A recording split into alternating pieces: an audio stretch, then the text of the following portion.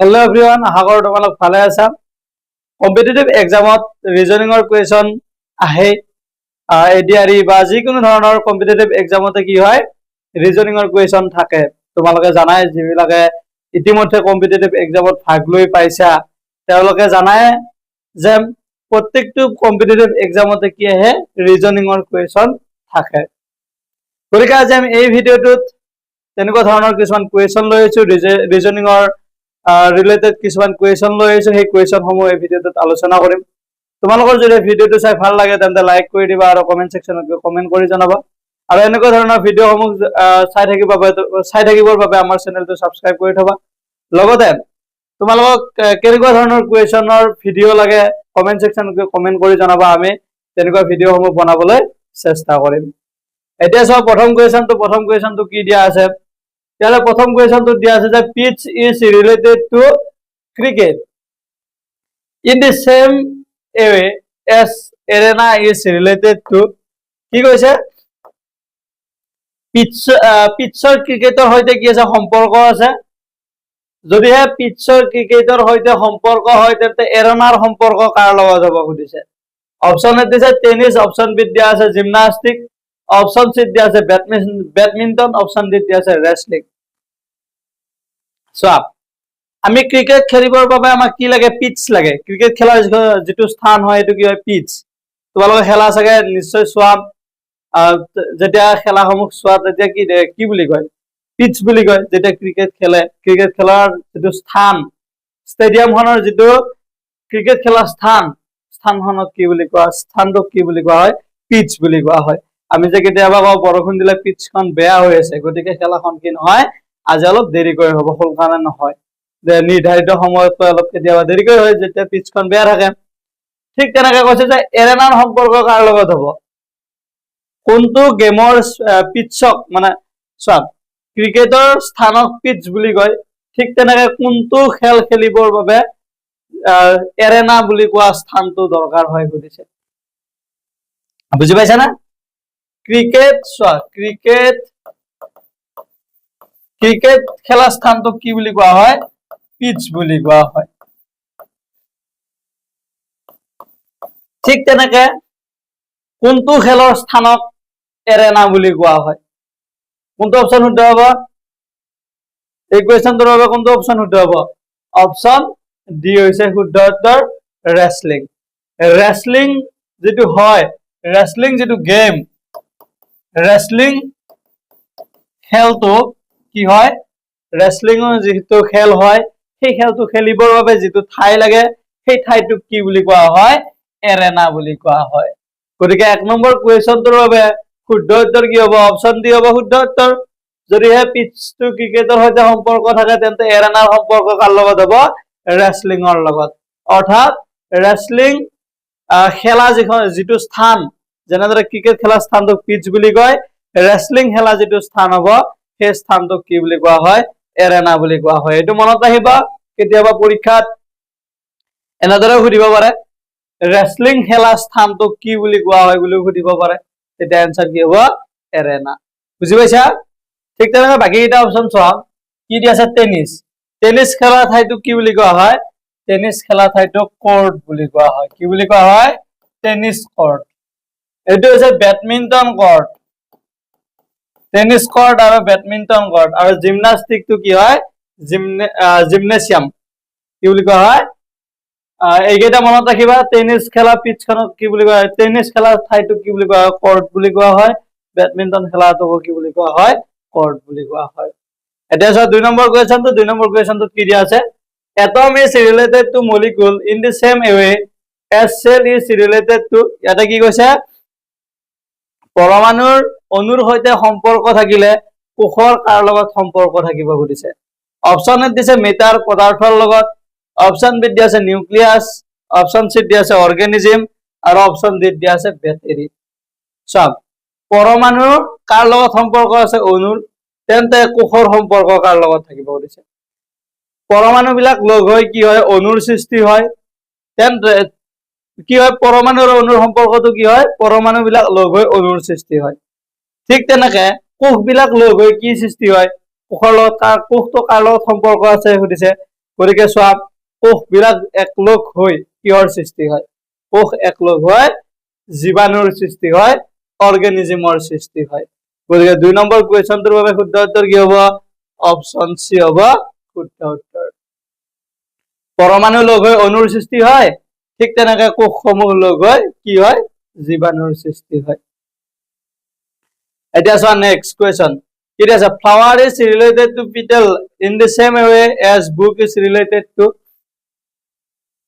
ফুলৰ সম্পৰ্ক পাহিৰ সৈতে হলে কিতাপৰ সম্পৰ্ক কাৰ লগত হ'ব সুধিছে অপচন এ দিছে পেজেছ পৃষ্ঠা অপচন বি দিছে অথৰ লিখক অপচন সি দিছে লাইব্ৰেৰী পুথিভঁৰাল অপচন ডি দিছে নান অফ দিস ইয়াতে কৈছে ফুলৰ সম্পৰ্ক হৈছে পাহি তেন্তে কিতাপৰ সম্পৰ্ক কাৰ লগত হ'ব সব ফুলটো কেনেদৰে গঠন হয় একাধিক কি হয় পাহি লগ হৈ এটা ফুলৰ সৃষ্টি হয় তোমালোকে দেখা পাইছা তোমালোকৰ গাঁৱত ঘৰতে হওক ফুল আছে ফুলবিলাক কি হয় এপা এপা পাহি মিলি একাধিক পাহিৰে কি হয় এটা ফুলৰ সৃষ্টি হয় ঠিক তেনেদৰে এখন কিতাপ হ'ব লাগিলে কি হ'ব লাগিব এটা এটা পেজ এটা এটা পৃষ্ঠা লগ হৈ এখন কি হ'ব কিতাপ হ'ব কেতিয়াবা এখন কিতাপত 50টা পেজ থাকিব পাৰে কেতিয়াবা 1000টা থাকিব পাৰে কেতিয়াবা 1500 পেজও থাকিব পাৰে কিন্তু কিতাপ এখন হ'ব লাগিলে কি লাগিব এটা এটা পেজ লগ হৈ একাধিক পেজ লগ হৈ এখন কিতাপৰ সৃষ্টি হয় যেনেদৰে এপা এপা ফুল লগ হৈ একাধিক পাহি লগ হৈ এটা ফুলৰ সৃষ্টি হয় ঠিক তেনেদৰে একাধিক পেজ একাধিক পৃষ্ঠা লগ হৈ কি হ'ব এখন কিতাপৰ সৃষ্টি হ'ব যদিহে ফুলৰ সম্পৰ্ক পাহিৰ সৈতে থাকে তেন্তে কিতাপৰ সম্পৰ্ক কাৰ লগত থাকিব পৃষ্ঠাৰ লগত থাকিব পৃষ্ঠা কোনটো অপচনত আছে অপচন এ আছে 3 নম্বৰ কুৱেশ্যনটোৰ বাবে শুদ্ধ উত্তৰ হৈছে অপচন এ এতিয়া চোৱা নেক্সট কুৱেশ্যন ইয়াৰ পিছৰ কুৱেশ্যনটো কি দিয়া আছে 4 নম্বৰ কুৱেশ্যনটো দিয়া আছে যে Duma is related to Russia in the same way as Sora is related to ডোমাৰ সম্পৰ্ক যদি ৰাছিয়াৰ সৈতে হয় তেন্তে সৰাৰ সম্পৰ্ক কাৰ লগত থাকিব সুধিছে অপচন এ দিছে মালয়েছিয়া অপচন বি দিয়া আছে আফগানিস্তান অপচন সি দিয়া আছে ফ্ৰান্স অপচন ডি দিয়া আছে জাৰ্মানী ইয়াৰ কোনটো অপচন শুদ্ধ হ'ব চোৱা ডোমাৰ সম্পৰ্ক কাৰ লগত আছে ৰাছিয়াৰ লগত আছে আৰু সৰাৰ সম্পৰ্কটো কাৰ লগত হ'ব সুধিছে ডোমা হৈছে ডোমাটো কি হয় আসলে জানানে চোৱাচোন ডোমা মানে কি হয় ডোমা আৰু ৰাছিয়াৰ মাজৰ সম্পৰ্কটো কি হয় আগতে চাই লোৱা এতিয়া চোৱা ডোমা আৰু ৰাছিয়াৰ সম্পৰ্কটো কি হয়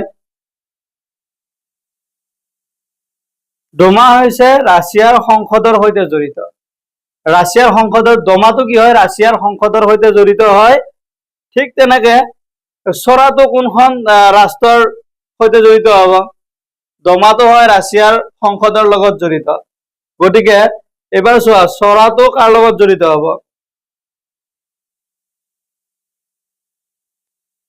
ইয়াৰে ডোমা আৰু ৰাছিয়াৰ সম্পৰ্কটো হ'ল কি ৰাছিয়াৰ সংসদৰ সৈতে জড়িত হয় ডোমা ঠিক তেনেকে সৰাটো কাৰ লগত জড়িত হ'ব সৰাটো আফগানিস্তানৰ লগত জড়িত হ'ব আফগানিস্তানৰ লগত কি হয় সৰাটো জড়িত থাকে সৰা কি হয় আফগানিস্তানৰ এটো জানা সৰা হৈছে আফগানিস্তানৰ পৰামৰ্শদাতা সভাৰ সৈতে জড়িত ডোমাটো হৈছে ৰাছিয়াৰ সংসদৰ সৈতে জড়িত আৰু সৰাটো কি হয় আফগানিস্তানৰ পৰামৰ্শদাতা সভাৰ সৈতে জড়িত গতিকে অপচন 4 নম্বৰ কুৱেশ্যনটোৰ বাবে কোনটো অপচন শুদ্ধ হ'ব অপচন বি হৈছে শুদ্ধ উত্তৰ আফগানিস্তান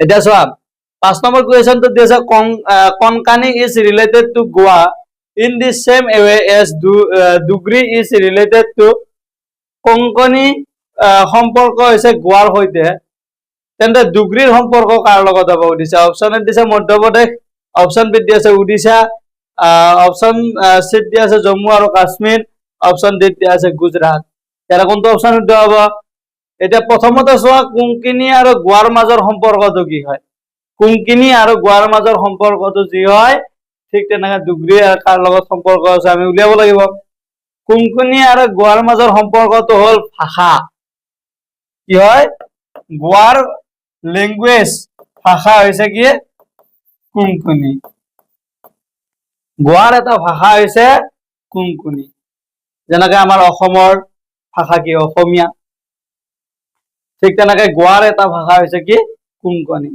আমাৰ ইয়াত কি আছে বড়ো ভাষাও আছে, ঠিক তেনেকৈ গোৱাটো ভাষা আছে বেলেগ বেলেগ, তাৰে এটা ভাষা হৈছে কি কোঙ্কণী লেংগুৱেজ। এতিয়া চোৱা গোৱা আৰু কোঙ্কণীৰ মাজৰ সম্পৰ্কটো কি হয়, গোৱাৰ এটা ভাষা বা এটা লেংগুৱেজ হৈছে কোঙ্কণী, ঠিক তেনেকৈ ডুগৰি এতিয়া কাৰ লগত সম্পৰ্ক হ'ব, ডুগৰিটো নিশ্চয় কোনোবা এখন ৰাজ্যৰ কি হয়, কোনো এখন ৰাজ্যৰ ভাষা হ'ব। কোনখন ৰাজ্যৰ, ইয়াৰ কোনটো অপশ্যন শুদ্ধ হ'ব, এই কুৱেশ্যনটোৰ বাবে শুদ্ধ উত্তৰ হৈছে অপশ্যন চি, জম্মু আৰু কাশ্মীৰৰ কি হয় ডুগৰি হৈছে এটা লেংগুৱেজ। কোনটো অপশ্যন শুদ্ধ হ'ব, অপশ্যন চি হৈছে শুদ্ধ উত্তৰ। কোঙ্কণীৰ সম্পৰ্ক যদিহে গোৱাৰ সৈতে হয় তেন্তে ডুগৰিৰ সম্পৰ্ক কাৰ লগত হ'ব, অপশ্যন চি হৈছে শুদ্ধ উত্তৰ জম্মু এণ্ড কাশ্মীৰ। কোঙ্কণী ভাষাটো হৈছে গোৱাৰ সৈতে জড়িত আৰু ডুগৰি ভাষাটো কাৰ লগত জড়িত হ'ব, জম্মু আৰু কাশ্মীৰৰ সৈতে। গতিকে এইবাৰ চোৱা নেক্সট কুৱেশ্যন, ইয়াৰ পিছৰ কুৱেশ্যনটো কি দিয়া আছে,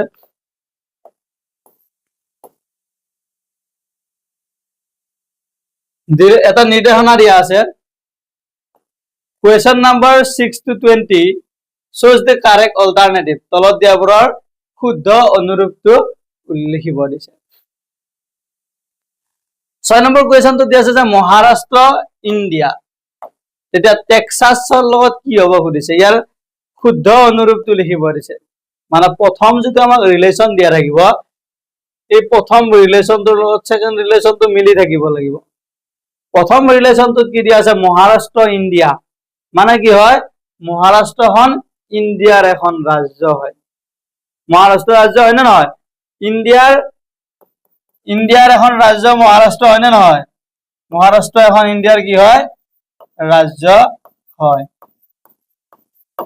ঠিক তেনেকে টেক্সাছ, যেটো টেক্সাছ দিয়া আছে, এই টেক্সাছ কাৰ লগত জড়িত হ'ব সুধিছে, কোনখন দেশৰ লগত জড়িত।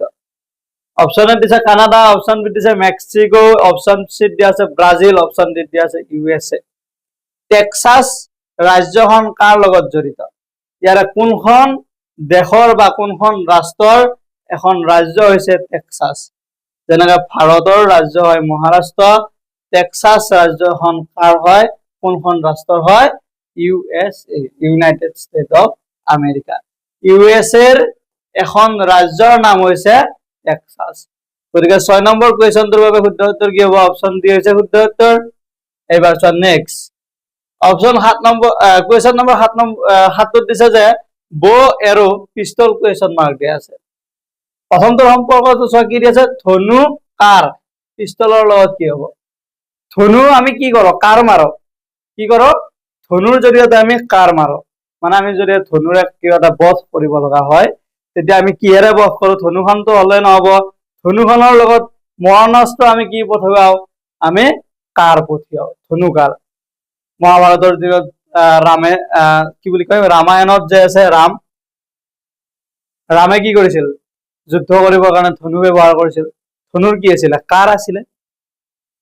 ঠিক তেনেকে পিস্তলো এটা কি হয় আমাৰ মৰণাস্ত্ৰ হয়, পিস্তলটো কি হয় মৰণাস্ত্ৰ, আজিকালি আধুনিক যুগৰ মৰণাস্ত্ৰ কি হয় পিস্তল, পুলিচ বিলাকে আৰ্মি বিলাকে লৈ থাকে হয় নহয়। সেই পিস্তলটোৰ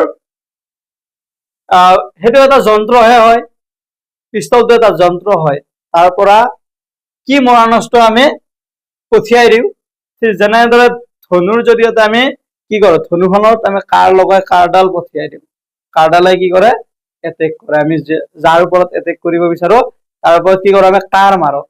ঠিক তেনেদৰে আমি পিস্তলেৰে বা পুলিচে পিস্তলেৰে যেতিয়া এটেক কৰে, চোৰ হওক বা ডকাইত হওক, যেতিয়া এটেক কৰে তেতিয়াতো পিস্তলটো দলিয়াই নিদিয়ে নহয়, পিস্তলটোৰ পৰা এটা বস্তু কি হয় গুচি যায়, এটা হাই ফোৰ্সত এটা কি হয় হাই স্পীডত এটা বস্তু গুচি যায়, তাৰ নামটো কি হয়, তাৰ নামটো কি হয় বুলেট, কি হয় বুলেট।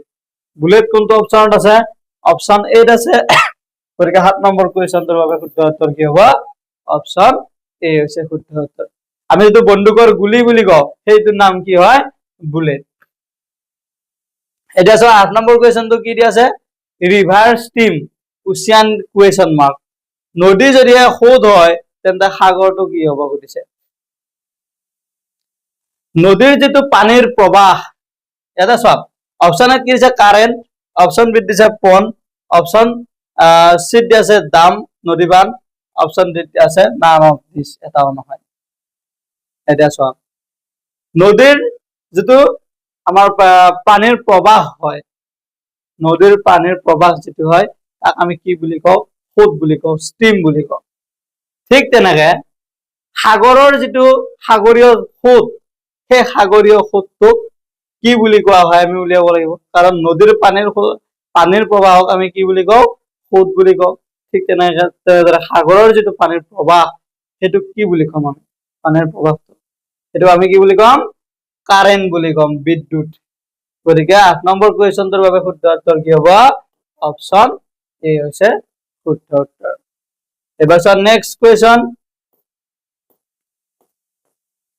9 নম্বৰ কোৱেশ্চনটো দিয়া আছে যে অক্সিজেন বাৰ্ন 9 নম্বৰ কোৱেশ্চনটো ৰিলেশনটো চোৱা অক্সিজেন বাৰ্ন কাৰ্বন ডাই অক্সাইডত কোৱেশ্চন মাৰ্ক দিয়া আছে অক্সিজেনটো যদি জ্বলন হয় তেন্তে কার্বন ডাই অক্সাইডটো কি হ'ব অক্সিজেনটো যদি জ্বলন হয় কার্বন ডাই অক্সাইডটো কি হ'ব বুলিছে অপশন এ দিছে আইসোলেট পৃথক অপশন বি কি দিয়া আছে বিস্ফোরণ এক্সপ্লোড অপশন সি দিয়া আছে ফায়ার এক্সটিংগুইশার জুই নুমুৱা আৰু অপশন ডি কি দিয়া আছে এটাও নহয় ইয়াৰ কোনটো অপশন শুদ্ধ হ'ব ইয়াৰ প্ৰথম ৰিলেশনটো কি দিয়া আছে অক্সিজেনত দিয়া আছে জ্বলন আমাক সুধিছে কাৰ্বন ডাই অক্সাইড সব অক্সিজেনটো কি হয় জুই জ্বলাত সহায় কৰে সেইভাবে কি দিয়া আছে জ্বলন দিয়া আছে কিন্তু কাৰ্বন ডাই অক্সাইডে কি হয় জুই নুমুৱাত সহায় কৰে গতিকে যদি অক্সিজেনটো জ্বলন হয় মানে অক্সিজেনটো জুই জ্বলোৱাত সহায় কৰে ঠিক তেনেদৰে কাৰ্বন ডাই অক্সাইডটো কি আহিব জুই নুমুৱাত সহায় কৰিব জুই নুমুৱাটো কোনটো অপশন আছে অপশন সি আছে ফায়াৰ এক্সটিংগুইশাৰ গতিকে 9 নম্বৰ কোৱেশ্চনটোৰ বাবে শুদ্ধ উত্তৰ কি হ'ব অপশন সি হৈছে শুদ্ধ উত্তৰ এতিয়া চাও 10 নম্বৰ কোৱেশ্চনটো কি দিয়া আছে সিতাৰ গিটাৰ আৰু তাৰপিছত কি দিছে তানপুৰা কোৱেশ্চন মাৰ্ক দিয়া আছে সিতাৰ আৰু গিটাৰ যদি মিলে তানপুৰাটো কাৰ লগত মিলিব সুধিছে সিতাৰ আৰু গিটাৰটো কি হয় চোৱাচোন ইয়াৰ কোনটো অপশন শুদ্ধ হ'ব চাৰিটা অপশন দিয়া আছে আমাক ট্ৰাম্পেট ভায়োলিন তাৰপিছত দিয়া আছে হাৰমোনিয়াম অপশন ডি দিয়া আছে মৃদঙ্গ ইয়াৰ কোনটো অপশন শুদ্ধ হ'ব ইয়াৰ মাজৰ সম্পৰ্কটো কি হয় গিটাৰ আৰু সিতাৰৰ মাজৰ সম্পৰ্কটো কি হয় আৰু গিটাৰ আৰু সিতাৰৰ মাজৰ যেটো সম্পৰ্ক হ'ব হেতু আকৌ তানপুৰাৰ লগত কি থাকিব লাগিব সম্পৰ্ক থাকিব লাগিব গিটাৰ আৰু সিতাৰটো কি হয় গিটাৰ আৰু সিতাৰটো হৈছে যে তাৰযুক্ত বাদ্যযন্ত্ৰ ঠিক তেনেদৰে তানপুৰাটো কি হয় তাৰযুক্ত বাদ্যযন্ত্ৰ গতিকে তানপুৰাৰ কাষত যেটো কোৱেশ্চন মাৰ্ক দিয়া আছে তাত কি আহিব তাৰযুক্ত বাদ্যযন্ত্ৰৰ নাম আহিব লাগিব গতিকে ইয়াৰে কোনটো তাৰযুক্ত বাদ্যযন্ত্ৰ আছে চোৱা ইয়াৰে কোনটো অপশন শুদ্ধ হ'ব এই কোৱেশ্চনটোৰ বাবে শুদ্ধ উত্তৰ হ'ব অপশন বি ভায়োলিন ভায়োলিনটো কি হয় তাৰযুক্ত বাদ্যযন্ত্ৰ হয় সিতাৰ আৰু গিটাৰৰ মাজৰ সম্পৰ্কটো কি হয় তাৰযুক্ত বাদ্যযন্ত্ৰ ঠিক তেনেদৰে তানপুৰাৰ লগত আমি কি কৰিব লাগিব তাৰযুক্ত বাদ্যযন্ত্ৰ চাব লাগিব তানপুৰাটো যেহেতু হেৰি হয় তাৰযুক্ত বাদ্যযন্ত্ৰ হয় গতিকে এই কোৱেশ্চনটোৰ বাবে শুদ্ধ উত্তৰ কি হ'ব অপশন বি হৈছে শুদ্ধ উত্তৰ এটা চাও 11 নম্বৰ কোৱেশ্চনটো কি দি আছে মানি মিস এপ্ৰোপ্ৰিয়েশন ৰাইটিংটো কি হ'ব সুধিছে যদি টকাটো অপব্যৱহাৰ হয় লিখনিটো কি হ'ব সুধিছে টকা যেতিয়া আমি বেয়াকৈ ইউজ কৰিব নালাগে জায়গাত কৰিম বেয়া ব্যৱহাৰ কৰিম টকাৰ তেতিয়া তাক কি বুলি কোৱা হয় অপব্যৱহাৰ বুলি কোৱা হয় তেনেহলে লিখনিটো যদি আমি বেলেগৰ পৰা নকল কৰো তেতিয়া তাক আমি কি বুলি কম সুধিছে লিখনিটো যদি আমি বেলেগৰ পৰা নকল কৰো তেতিয়া তাক কি বুলি কব প্লেগিয়াৰিজম কি বুলি কয় প্লেগিয়াৰিজম বুলি কোৱা হয় প্লেগিয়াৰিজম কোনটো অপশনত আছে অপশন বি আছে 11 নম্বৰ কোৱেশ্চনটোৰ বাবে শুদ্ধ উত্তৰ কি হ'ব অপশন বি হৈছে শুদ্ধ উত্তৰ এবাৰ চাও নেক্সট কোৱেশ্চন 12 নম্বৰ কোৱেশ্চনটোত কি দিয়া আছে চোৱা 12 নম্বৰ কোৱেশ্চনটোত পঢ়ি চোৱা তোমালোকে কি দিয়া আছে TSRFED তাৰপিছত দিয়া আছে যে WVU তাৰপিছত দিয়া আছে কুৱেশ্যন মাৰ্ক। কি সুধিছে ইহঁতৰ মাজত যিটো সম্পৰ্ক আছে ঠিক তেনেকে ইয়াতে যিটো আহিব সেইটো ইয়াৰ লগত কি থাকিব লাগিব একে সম্পৰ্ক থাকিব লাগিব। অপচন এ দিছে C A B, option B দিয়া আছে এম এল কে, অপচন সি দিয়া আছে পি কিউ এছ আৰু অপচন ডি দিয়া আছে জি এফ এইচ। ইয়াৰে কোনটো অপচন শুদ্ধ হ'ব চোৱাচোন, তোমালোকে নিজে কৰি চোৱা ইয়াৰে কোনটো অপচন শুদ্ধ হয়। 12 নম্বৰ কুৱেশ্যনটোৰ বাবে এই যে 4টা অপচন দিয়া আছে এই 4টা অপচনৰ কোনটো অপচন শুদ্ধ হয় তোমালোকে কমেন্ট সেকশনত গৈ কমেন্ট কৰি জনাবা। তোমালোকৰ যদি ভিডিওটো চাই ভাল লাগিছে তেন্তে লাইক কৰি দিবা আৰু কমেন্ট সেকশনত গৈ কমেন্ট কৰিবা। লগতে ইয়াৰ সম্পূৰ্ণ ভিডিওটোৰ লগতে পিডিএফটো আমাৰ এপত পাবা। এপটোৰ লিংক এই ভিডিওটোৰ কমেন্ট সেকশন আৰু ডেসক্ৰিপশনত দিয়া আছে। তাত গৈ ক্লিক কৰিলে প্লে ষ্টৰৰ পৰা এপটো ডাউনলোড কৰি ল'ব পাৰিবা।